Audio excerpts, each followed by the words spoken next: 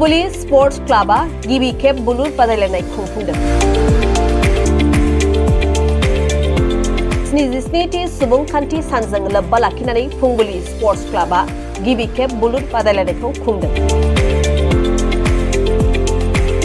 हादोरसायाव सोरगिदिं 77थि सुबुंखान्थि सानखौ बिथा खालामनानै दाब दाब थावनि आरो ओनसोलाव बायदि थुलुंगाखां हाबाफारि लानायखौ नुनो मोननाय जादों।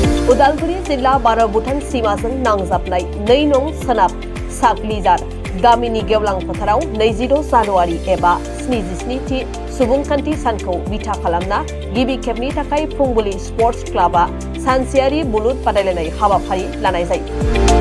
मख'नो गोनांदि गामिनि लाइमोनफोरखौ थुलुंगाखां होनायनि थांखिजों गामिनि गुदि फरायसालियाव माहारियारि फिरफिला बिरहोनाय लोगोसे बावैसो सान सिगां भारतारि रौनिया बिफानाव थिसनथाइ मोननो हानाय लाइमोनफोरखौबो बरायनाय हाबाफारि लानायखौ नुनो मोनदों।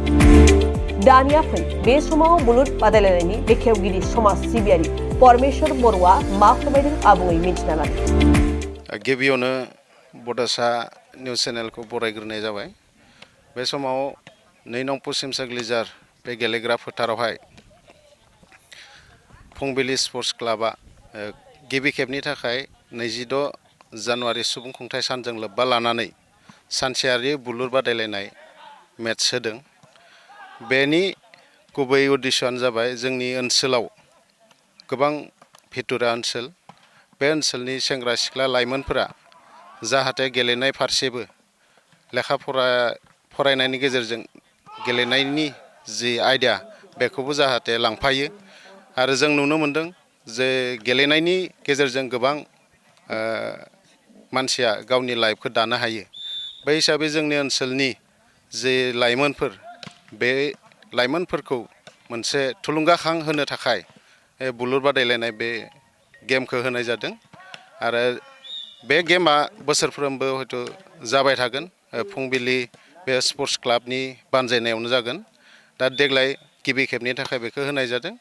दा आंनि बुंनाया बेनो जे जाहाथे दिनैनि जे बुलुर बादायलायनाय बे बादायलायनाया मोजां जालाङो। बयनिबो गासैबो टीमखौ आंनिफ्राय गोसो गोथारै खावलायहरनाय जाबाय।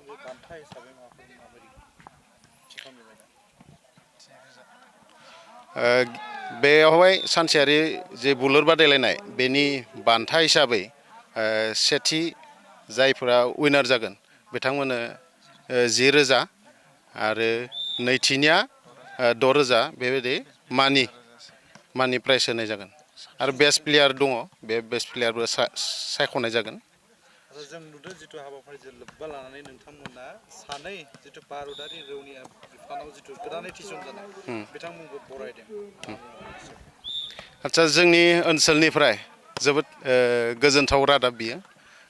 जोंनि सागलिजार फुंबिलिनि आन्दाराव सानै दाखालि बावैसो जे सायख'नाय बेवहाय भारतारि रौनिया हानजायाव मोननो हादों बिथांमोना।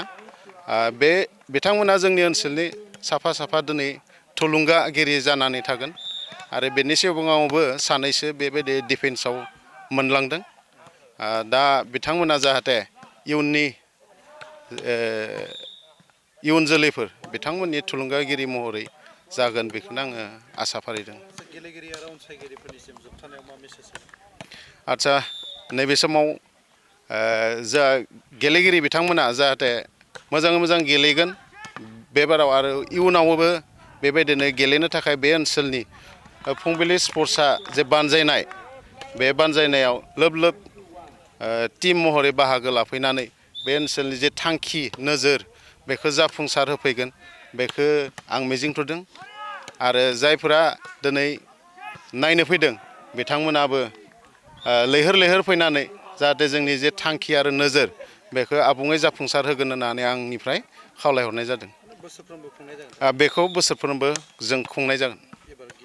गिबि खेबनि थाखाय जोङो खुंबाय। बोसोरफ्रोमबो 26 जानुवारि सुबुं खुंथाइ सानजोंनो लोब्बा लानानै बे गेमखौ होनाय जागोन।